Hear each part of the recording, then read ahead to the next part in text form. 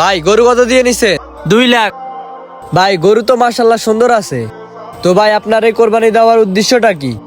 উদ্দেশ্য আর কি, কোরবানি দিছি গোস্ত খামু। গোস্ত খাবেন তো ঠিক আছে, তো আপনারা আপনাদের শরীরের গোস্ত একাই খান নাকি অন্যদেরকেও বিলান? কোরবানি দিতেছি আমি নিজে খাওয়ার জন্য, মানুষে কেন দেব? কি বলেন ভাই, আপনি কোরবানির গোস্ত কাউকে বিলান না? না, আমি তো কখনো কাউকে বিলাই নাই। আপনি কি জানেন রাসূল পাক সাল্লাল্লাহু আলাইহি সাল্লাম হাদিসে বলেছেন, তোমরা তোমাদের কোরবানির গোস্ত খাও, সংরক্ষণ করো এবং আত্মীয়দের মধ্যে বন্টন করো বা গরিব দুঃখীদের মধ্যে বন্টন করো। এবং আরো বলেছেন, তোমরা তোমাদের কোরবানির গোস্ত 3 ভাগ করো, 3 ভাগ করে 1 ভাগ নিজের জন্য রাখো, 1 ভাগ তোমার আত্মীয় স্বজন ও বন্ধু বান্ধবদের জন্য এবং আরেক ভাগ গরিব দুঃখীদের মধ্যে বন্টন করে দাও।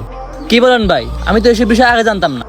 হ্যাঁ, হয়তো আপনি আগে এটি জানতেন না, কিন্তু এখন তো জেনে গেছেন। এখন এটির উপর আপনি আমল করুন। আমরা আমাদের কোরবানির মাংস সঠিকভাবে বন্টন করি, সবার হক সবাইকে বুঝিয়ে দিই। ভিডিওটি ভালো লাগলে লাইক কমেন্ট শেয়ার করে আমাদের পাশে থাকবেন। ধন্যবাদ।